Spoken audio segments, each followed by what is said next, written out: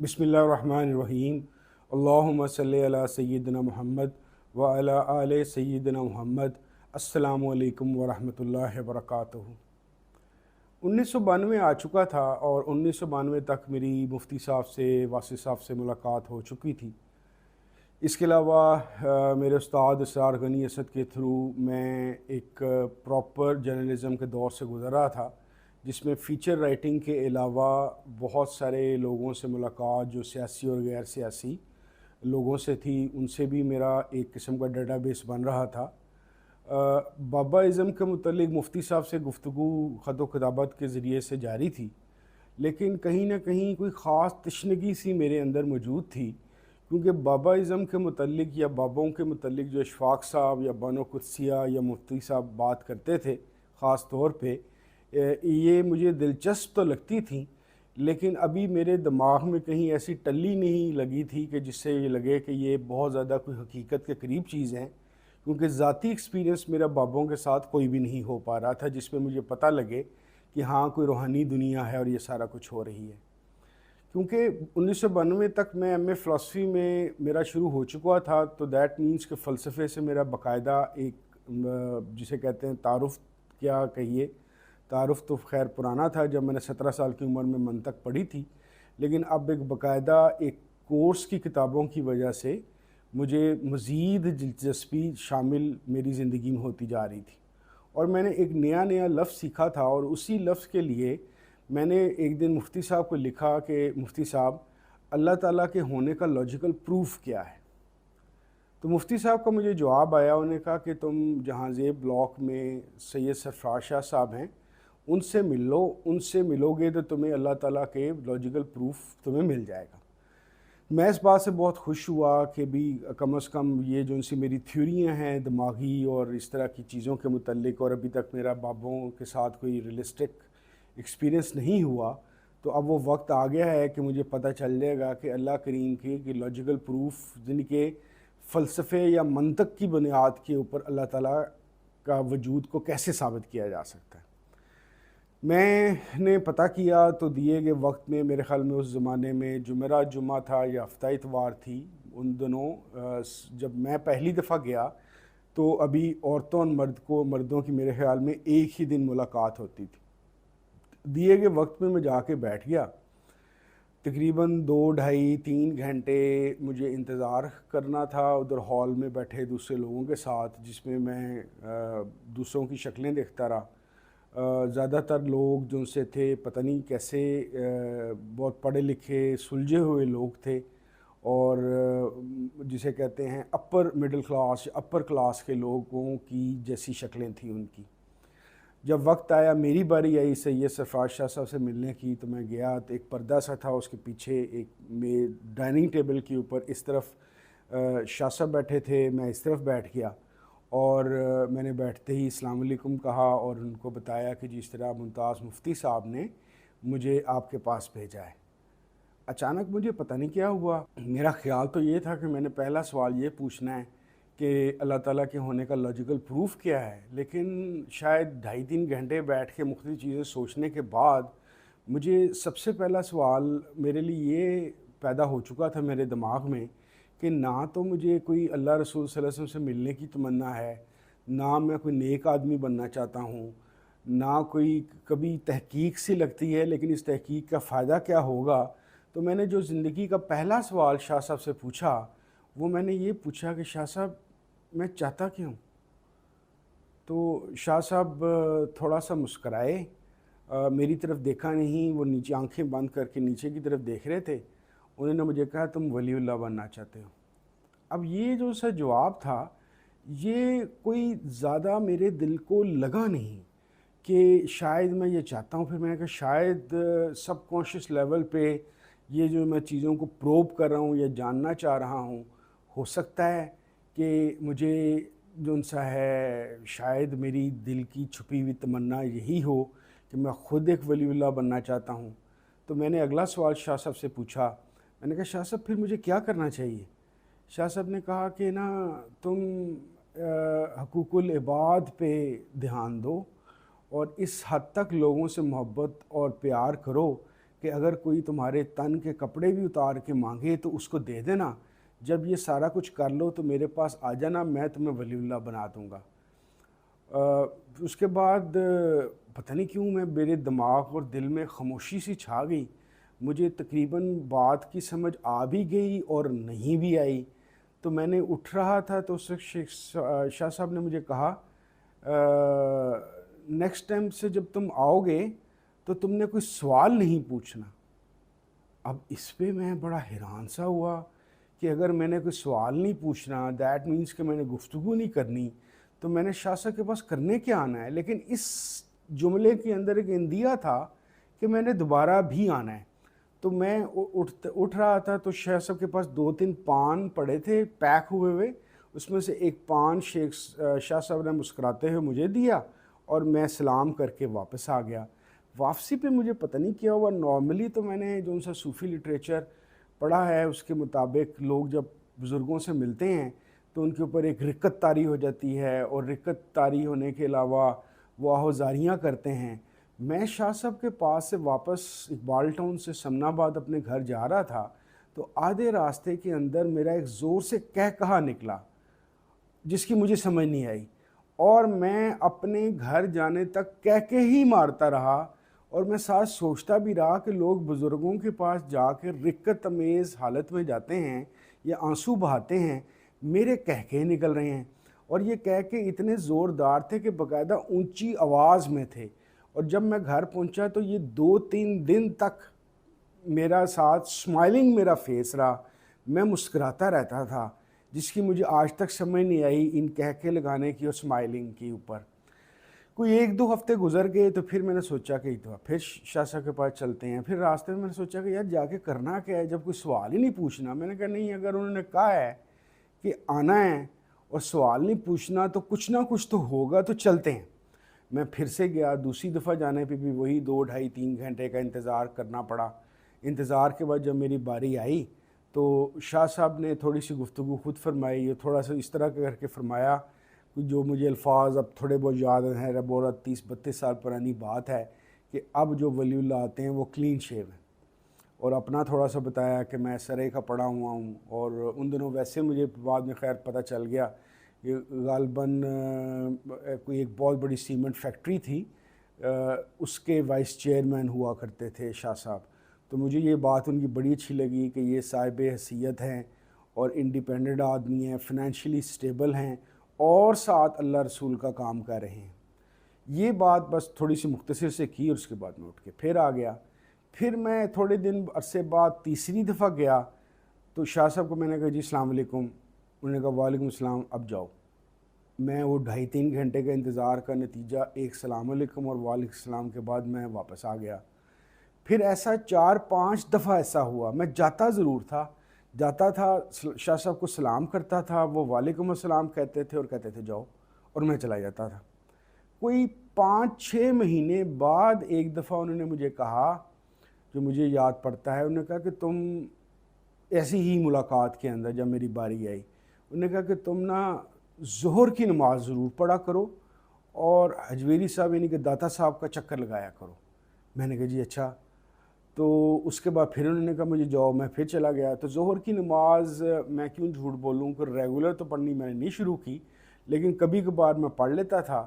حجویری صاحب یا داتا صاحب کے مزار پہ بھی میرے خیال میں 2-3 دفعہ گیا، فاتحہ پڑھی اور واپس آ گیا، کیونکہ مجھے شاہ صاحب نے کیا ہوگا کیا نہیں ہوگا، میں گفتگو کا بندہ تھا کہ مجھے پوری ایک کہانی سنائی جائے گی، بات بتائی جائے گی، لیکن شاہ صاحب نے ایسا کوئی فرمان نہیں جاری کیا تھا، تو بس میں کر لیتا تھا۔ کوئی 7-8-10 مہینے بعد میں تھک گیا کہ میں اب جاتا ہوں 2.5-3 گھنٹے بیٹھتا ہوں، اور اس کے بعد شاہ صاحب مجھے کہتے ہیں جاؤ، اور میں چلا جاتا ہوں، کوئی بات چیت تو ہوتی نہیں۔ مفتی صاحب کو بھی میرے خیال کے مطابق میں نے خط میں لکھا کہ جی میں جا رہا ہوں، ابھی تک وہ جو ان سے اللہ تعالیٰ کا لاجیکل پروف والی بات تھی وہ پتہ نہیں چلی، اور اس طریقے سے انہوں نے مجھے کہا ہوا ہے۔ تو ان کا جواب مفتی صاحب کو بھی یہ آیا کہ بس وہ جو کہیں نا تم نے بس وہ کرنا ہے، خود سے کوئی اپنی عقل کا مظاہرہ نہیں کرنا۔ لیکن میں نے پھر شاہ صاحب کے پاس جانا چھوڑ دیا، کسی نیگیٹو وجہ سے نہیں۔ شاہ صاحب ایک اچھے آدمی ہیں، نفیس انسان ہیں، سب سے بڑی بات میں نے آپ کو بتایا کہ ان کا پڑھا لکھا ہونا اور صاحب حیثیت ہونا مجھے بڑا اچھا لگا کہ یہ یقینی طور پہ ایسے صاحب نہیں ہوں گے جو چندوں پہ یا ان چیزوں پہ چلتے ہوں گے، یہ اپنی ایک انڈیپینڈنٹ لائف گزار رہے ہیں اور اس کے ساتھ یہ ایک نیکی کا کام کر رہے ہیں۔ سال ہا سال گزر گئے، اس کے بعد میری شاہ صاحب سے دوبارہ ملاقات نہیں ہوئی، اور پھر ایک دن ایک عجیب واقعے کے تحت میری ان سے ملاقات ہوئی۔ 1999 میں صفدر بخاری صاحب عرف پیر کاکی تار صاحب سے ملنے کے بعد میں نے اپنی اس ریسرچ کو اپنے اوپر بین کر لیا تھا۔ میں نے لوگوں سے ملنا جلنا، روحانیت، صوفیزم، باباازم سارا کا سارا چھوڑ چکا تھا۔ لیکن 99 کے بعد میں ان دنوں بھی ملازمت کرتا تھا، کوئی ایسے صورتحال بنی کہ 2004 کے اندر میں نے اپنی ملازمت چھوڑ دی، کاروبار کرنے کا آغاز کیا۔ سٹارٹ میں کاروبار اچھا چلا، لیکن پھر پے در پے نقصانات کی وجہ سے میں بالکل ہی جسے کلاش ہونا کہتے ہیں اس حالت میں گیا۔ اس حالت کے اندر ایک دفعہ مجھے سمجھ نہیں آتی تھی، میں جس کو باقاعدہ کہتے ہیں کہ میں سونے کو ہاتھ ڈالتا تھا تو وہ مٹی ہو جاتا تھا، اور بیماریاں اور ایکسیڈنٹس، ٹانگ ٹوٹ گئی، اور یعنی کہ ایک عجیب و غریب اسپین تھا جس کے اندر میں گھوم رہا تھا تیزی سے، اور سمجھ نہیں آ رہی تھی کہ یہ کیا ہو رہا ہے۔ تو اس سارے چکر کے اندر ایک دن میں رات کے وقت، میرے ایک بہت قریبی دوست ہیں، بلکہ بہت ہی قریبی دوست ہیں، معظم حنیف، میرا تعلق تو پنجاب یونیورسٹی سے ملا، لیکن تب سے آج تک میری زندگی کے جو بھی مشکل وقت آیا ہے، کوئی اور میرے ساتھ کھڑا ہو یا نہ ہو، چاہے خوشی ہو چاہے غمی ہو، معظم میرا ایسا دوست ہے جو میرے ساتھ ہی کھڑا رہتا ہے۔ تو میں اس کے گھر بیٹھا ہوا تھا، تو وہاں پہ اس کی ایک اور میری شکل پہ ان دونوں لکھا ہوا تھا کہ میرا فٹم ہوا ہوا ہے، یعنی کہ میرا بیڑا غرق ہوا ہوا ہے۔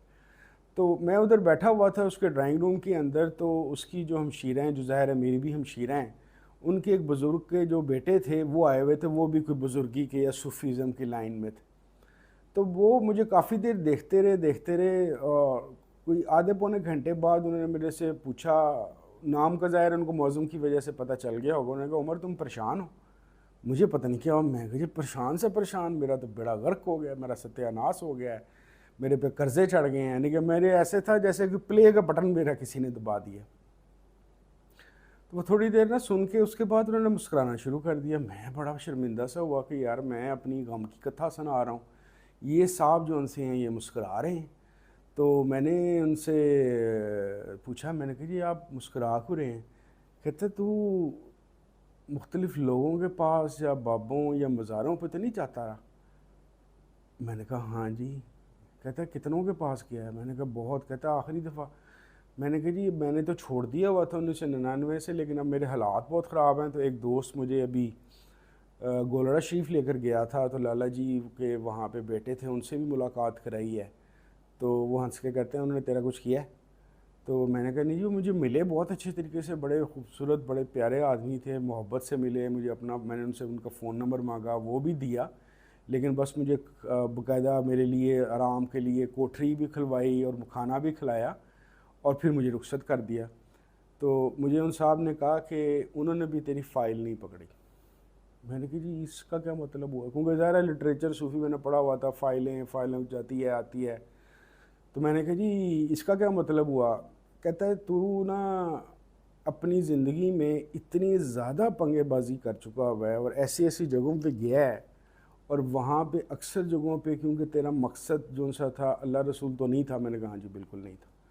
تو کہتا ہے لیکن تو وہاں پہ جا کے اپنے سوال و جواب اور ان چیزوں کو کرتا رہا ہے، اور تھوڑی سی تیرے سے نا گڑبڑ ہو گئی ہے، بے ادبی سے ہو گئی ہے، تو اس کا بھگت رہا ہے۔ یعنی کہ یہ جو تیرے ساتھ ہو رہا ہے، تیرا بیڑا غرق ہو گیا ہے، تیرا قرضے چڑھ گئے ہیں، اور گھروں کا سامان بھی بک گیا، اور یہ سارا کچھ ہے، یہ تیری اپنی کرتوتیں ہیں جو تیرے سامنے آئی ہوئی ہیں۔ تو اسی وجہ سے جو لالا جی کے بیٹے ہیں، تیرا کیس اتنا سخت ہے، کوئی ایسی تو نے حرکت کی ہوئی ہے، کہتے مجھے نہیں پتا کہ کوئی بڑی والی حرکت کیا ہے تیری، لیکن کوئی ایسی تو نے حرکت کی ہوئی ہے کہ جس کی وجہ سے تیرا کیس کی فائل ہی پکڑنے کے لیے کوئی تیار نہیں۔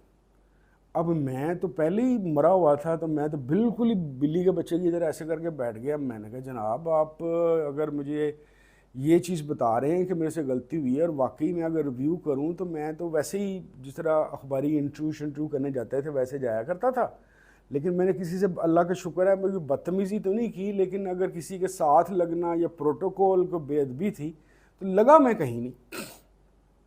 تو میں نے کہا جی اب میرا حل کیا ہے؟ خود کچھ دیر نا چپ کر کے بیٹھے رہے. کہتے ہیں یہ جتنے لوگوں سے تو ملا ہے, مجھے سب کا بے شک نہ بتا, بعض کا تو وہ اس طرح کر کے بات کی کہ مجھے پتہ ہے بعض, کیونکہ بعض لوگوں سے جن سے میری ملاقات ہے میں کہیں بھی نہیں بتاتا کہ کن کن سے ہے, کیونکہ وہ لوگ یقین نہیں کریں گے کہ کن سے میں ملا ہوں. تو میں نے کہا, انہوں نے کہا کہ یار تو جس چیز سے ملا کوئی ایک ہے جس کی تو دل سے سمجھتا ہو کہ یہ کوئی بڑی چیز ہے. اب اس بات کے دو مطلب تھے. ایک تو یہ کہ تو کسی کو اصل میں ولی اللہ یا بابا مانا ہی نہیں, اور اگر مانا بھی ہے تو لگا ہی نہیں. کوئی ایسا تھا جس کے ساتھ تیرا لگنے کو دل کیا ہو. بات مجھے سمجھ آ گئی. میں سوچتا رہا, لیکن میرا ذہن بلینک رہا. تو میں نے کہا جی فوری طور پہ کوئی ذہن میں نہیں آ رہا. کہتے نہیں سوچ, کوئی ایک تو ضرور ہوگا جہاں پہ تیرا دل کیا ہوگا لگنے کا یا اٹیچمنٹ کا. میں سوچتا رہا, میں نے کہا جی ہاں, ایک دم میرے ذہن میں ایک بات آئی. میں نے کہا جی ہاں, ایک جگہ تھی جہاں پہ میرا دل کیا تھا کہ یار یہ بندہ بالکل ٹھیک ہے, اور بہت زیادہ میرا دل اٹریکٹ کیا تھا. کہتے کون تھے وہ؟ میں نے کہا جی سید سرفراز شاہ صاحب. تو کہتے ہیں ان سے تو مل سکتا ہے. میں نے کہا جی ملنا کیوں ہے؟ کہتے ہیں اب نا تجھے کسی ایسے بندے کی تلاش کرنی ہے جو تیرا کیس پکڑے اور تیری معافی کرا دے. پھر تو اس جس جکڑ میں تو پھنس گیا نا, وہ کوئی اللہ کا نیک ولی یا جو اللہ کا قریب ہے وہ تجھے نکال لے گا. ایک لمحے میں نکال دے, 5 سال میں نکال دے, 20 سال میں نکال دے. اب یہ کسی اللہ کے ولی کا کام ہے. تو اگر تو ان کو سمجھتا ہے کچھ تو ان سے مل لے. میں نے کہا جی ان سے, وہ مجھے بڑے, میں نے کہا جی مجھے تو سارے اچھے لگتے ہیں. انہوں نے کہا نہیں میں جو کہہ رہا ہوں اس کو سمجھ. میں کہا ہاں جی وہ شاہ صاحب جو ان سے ہیں, سرفراز شاہ صاحب, بڑے اچھے آدمی ہیں. تو لیکن مجھ کیونکہ میری اطلاع یہ تھی کہ وہ لندن چلے گئے ہیں. میرا ایک بردر ان لا ہے, وہ ان سے اور ان کے بیٹوں سے بڑا اٹیچ تھے, تو اس کی وجہ سے وہ یہی بات کرتا تھا کہ وہ لندن شفٹ ہو گئے ہیں. تو میں نے کہا نہیں جی وہ لندن چلے گئے ہیں. تھوڑی دیر وہ چپ رہے, پھر انہوں نے کہا نہیں ان کا آپ پتہ کریں. میں پھر ان کو کہا, میں کہا سر میں آپ کو بتا رہا ہوں, میرے گھر کی بات ہے, میرے سالے نے مجھے بتایا ہوا ہے کہ وہ لندن چلے گئے. وہ تھوڑی دیر خاموش ہو گئے اور اس دفعہ تھوڑا سختی سے کہا نہیں آپ ان کا پتہ کریں. میں باہر گیا, میں نے اپنے بردر لا کو فون کیا. میں نے کہا یار وہ تو کہتا تھا شاہ صاحب پاکستان سے شفٹ ہو کے لندن چلے گئے ہیں, تو کیا وہ لندن ہی ہیں؟ کہتے ہیں ہاں وہ لندن شفٹ ہو گئے ہیں لیکن آج کل پاکستان آئے ہیں. لو جی میرا ہاتھ ہی نکل گیا. میرے ذہن میں آ گئی کہ یہ صاحب مجھے بار بار کیوں کہہ رہے تھے کہ نہیں ان کا آپ پتہ کریں. میں نے کہا یار شاہ صاحب کا نا ٹائمنگز وغیرہ کا پتہ کر, کیا ٹائم ہے, کس طرح ہے, کیا نہیں ہے.